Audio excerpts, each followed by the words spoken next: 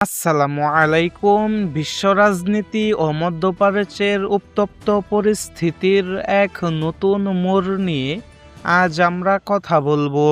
Iran ও যুক্তরাষ্ট্রের দীর্ঘদিনের যুদ্ধ কি তবে শেষ হতে যাচ্ছে?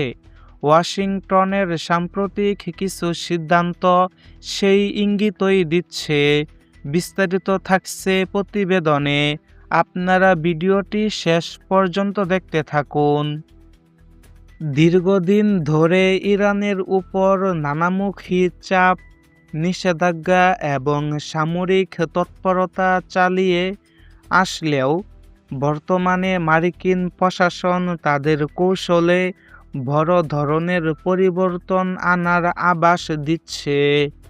জানা যাচ্ছে মার্কিন প্রেসিডেন্ট ডোনাল্ড ট্রাম্প ইরানের বিরুদ্ধে চলমান সামরিক অভিযান গুটিয়ে নেওয়ার কথা গুরুত্বের সাথে বিবেচনা করছেন। বিশেষজ্ঞরা মনে করছেন সরাসরি সংঘাতের বদলে কূটনৈতিক পথে হাঁটা বা মধ্যপ্রাচ্যে নিজেদের সামরিক পরিস্থিতি কমিয়ে আনা এবং ওয়াশিংটনের মূল লক্ষ্য। প্রেসিডেন্ট ট্রাম্পের মতে তারা তাদের লক্ষ্য পূরণের খুব কাছাকাছি পৌঁছে গেছেন এবং আগামী 4 থেকে 6 সপ্তাহের মধ্যে এই প্রক্রিয়াটি চূড়ান্ত রূপ পেতে পারে। কিন্তু কেন এই পিছুটান? ভিডিওর তথ্য বলছে ইরানকে সাময়িকভাবে যতটা দুর্বল ভাবা হয়েছিল, বাস্তবে তারা তার চেয়ে অনেক বেশি শক্তিশালী ও সুসংগঠিত। বিশেষ করে ইরানের মোজাইক ডিফেন্স বা শক্তিশালী প্রতিরক্ষা ব্যবস্থার কারণে তাদের মূল নেতৃত্বকে লক্ষ্যবস্তু করলেও দেশটির শাসন ব্যবস্থাকে ধ্বংস করতে পারেনি।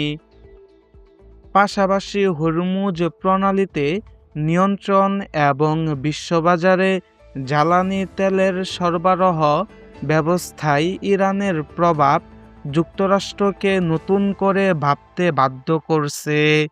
তেলের বাজারে অস্থিরতা এবং আন্তর্জাতিক সরবরাহ লাইনে ইরানের কঠোর অবস্থানের কারণে বৈদেশিক অর্থনীতিতে যে চাপের সৃষ্টি হয়েছে তা মোকাবেলা করা পশ্চিমা দেশগুলোর জন্য কঠিন হয়ে দাঁড়িয়েছে।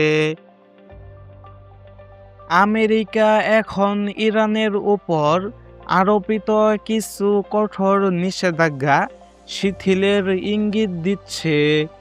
রাজনৈতিক মহলে প্রশ্ন উঠেছে, এটি কি যুক্তরাষ্ট্রের প্রকৃত পরাজয় নাকি নতুন কোনো রণকৌশল? যদিও মার্কিন প্রশাসন দাবি করছে তারা লক্ষ্য অর্জনে সফল, তবে মাঠ পর্যায়ের চিত্র বলছে ইরানকে পুরোপুরি পঙ্গু করা বা দেশটিতে শাসন ব্যবস্থার পরিবর্তন আনার যে পরিকল্পনা ছিল তা সফল হয়নি।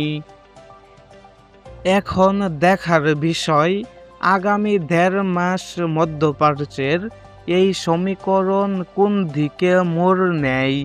এটি কি স্থায়ী শান্তি নাকি বড় কোনো ঝড়ের পূর্বাভাস? আমরা নজর রাখব পরবর্তী পরিস্থিতির উপর।